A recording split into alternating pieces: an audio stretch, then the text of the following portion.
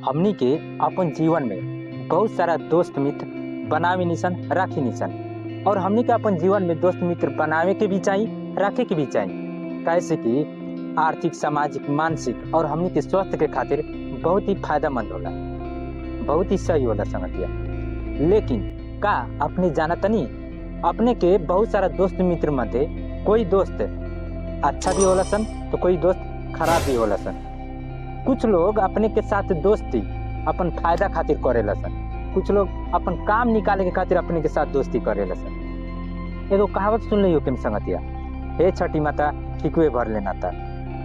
काम निकल गईला पर भाड़ में जाए दोस्ती यारी, तू के बाड़े हम के बाड़े नहीं की जानत, ऐसे व्यवहार करेला सन।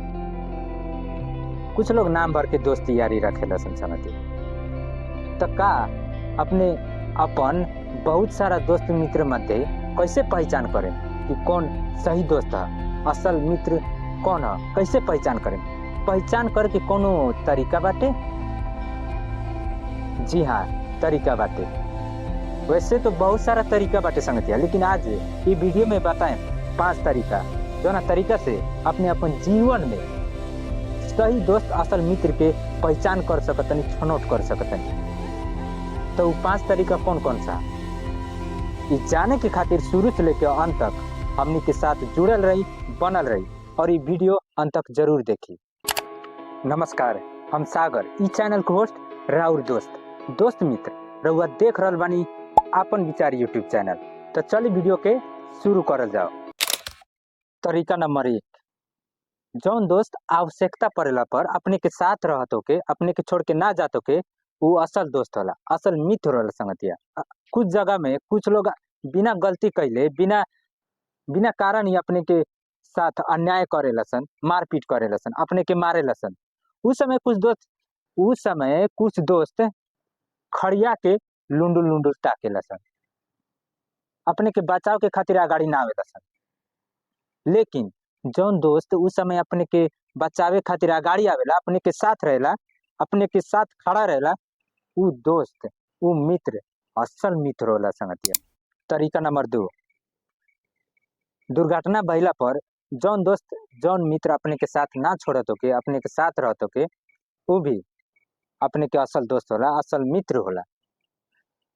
अपने सर संगतिया संगे अपने के कहूँ घूमे जानी, अपने कोनो दुर्घटना हो जाला या गंभीर अवस्था में पड़ जानी तो उस समय कुछ दोस्त अपने के साथ छोड़ के भाग जाला सन और अपने अकेले छरपटात रहे संगतिया। लेकिन उस समय जौन दोस्त अपने के साथ रहेला, अपने के छोड़ के ना भागेला, अपने के साथ रहेला, वो दोस्त सही दोस्त होला, असल मित्र होला। तरीका नंबर 3, अकाल पड़ला पर, गरीबी छा गईला पर जौन दोस्त अपने के साथ रहत होके साथ ना छोड़त होके वो भी अपने के असल दोस्त असल मित्र होला संगतिया। कुछ समय ऐसे आवेला संगतिया, अकाल पड़ जाला, घर में खाए के ना रहेला, फुट्टी कौड़ी ना रहेला, गरीबी छा जाला।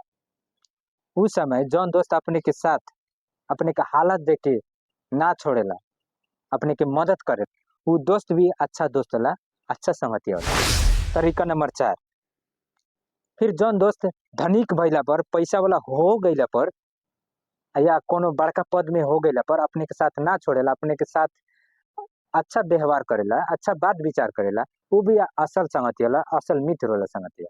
कुछ अपने देखले हो कि हम कुछ संगतिया लोग पैसा हो गईला पर या धनिक हो गईला पर या बड़का पद में गईला पर अपने के याद ना करेला सन, अपने के साथ छोड़ देवेला सन। बाई चांस अपने के साथ मिलबो करेला सन, उकनी के घमंडी तरीका से बतियावेला सन, ऐसन बात करेला सन, अपने के नीचा दिखावे खातिर करेला सन। वैसन दोस्त मित्र से अलग ही रही, वैसन दोस्त के बाई कट कर ओकर साथे मत रही। लेकिन जौन दोस्त धनिक भइला पर में भी, बड़का पद में हो गईला पर भी अपने के साथ ना छोड़ेला, अपने के साथ रहेला, अपने से भेंट मुलाकात करत रहेला, अपने के हाल समाचार पूछत रहेला, वो दोस्त अपने के सही दोस्त रहा, असल मित्र होला। तरीका नंबर 5, शमशान घाट जाए के होके खाली सुख में साथ रहे वाला संगतिया असल संगतिया ना होला संगतिया, बल्कि दुख में जे साथ देवला ऊ असल संगतिया होला।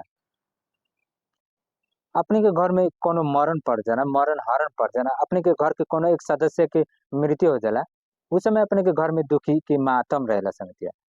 लेकिन जौन दोस्त अपने के उ माहौल वैसन खबर सुन के अपने के घरे आवत होके, अपने के हौसला देवत होके, शोक व्यक्त करत होके और शमशान घाट तक अपने के साथ जात होके, वो असल दोस्त असल मित्र होला संगतिया। लोग उम्मीद करतनी उ 5 तरीका कौन कौन से रहे रउआ लोग समझ गए लोग संगतिया। आज की वीडियो बस इतना ही। रउआ चैनल में नया बानी, चैनल के सब्सक्राइब नहीं के कैले तो चैनल के सब्सक्राइब करके बेल आइकन के भी दबा ली, ताकि हमनी के साथ जुड़ल रहे, बनल रहे। और हाँ, यदि रउआ चैनल के सब्सक्राइब कर लेले बानी तो ओकरा खातिर दिल से प्रेम पूर्वक बहुत बहुत धन्यवाद। और साथ में संगतिया वीडियो अच्छा लागल होके तो वीडियो के लाइक करके शेयर भी कर दे। मिलल जाओ अगला वीडियो में।